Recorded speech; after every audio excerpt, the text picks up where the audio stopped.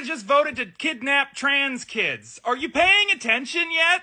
SB 254 is a bill that the Senate just voted on yesterday to allow them to remove trans kids that receive gender-affirming care from their parents.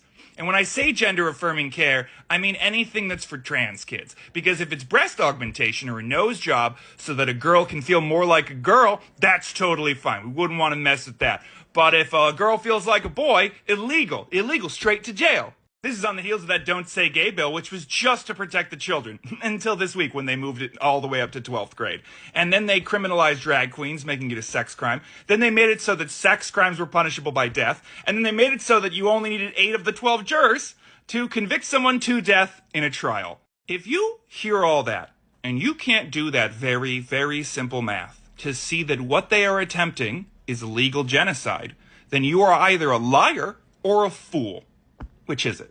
They are attempting to legally eradicate a group of people, which is also why they don't want books in the schools, because this is behavior that's been attempted before. You know what I'm referencing. I'm done listening to your excuses. It's never been about the kids. Yes, this is fascism. If you don't see that, you're supporting it. I mean, Utah Senator Mike Lee is calling DeSantis a fascist. Do you really want to be a bigger fool than Mike Lee?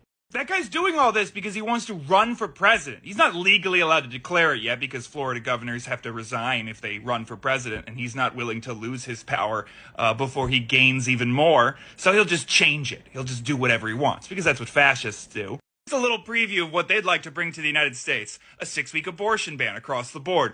You're not allowed to talk about LGBTQ issues up until 12th grade. You're not allowed to have trans kids. You're not allowed to dress the way you want in public. Book bans across the board. And as an employer, you're not allowed to disagree with the government whatsoever, or they will directly attack you. This is not isolated to Florida. 31 of the states in our union are controlled by Republicans. And behind the scenes, they're attempting to get to the required amount to have a constitutional convention so they can do whatever they want, because then the Constitution won't be in their way anymore. You need to get involved. You need to start looking into who you're going to vote for in the next election, and you need to start being more judicious about who it is you're voting for, because Republicans are now running on Democratic tickets, saying all the right things, and then immediately switching their vote. Do you really want the end of America to come from a guy who eats pudding with his fingers? Come on, America. We can do better than this.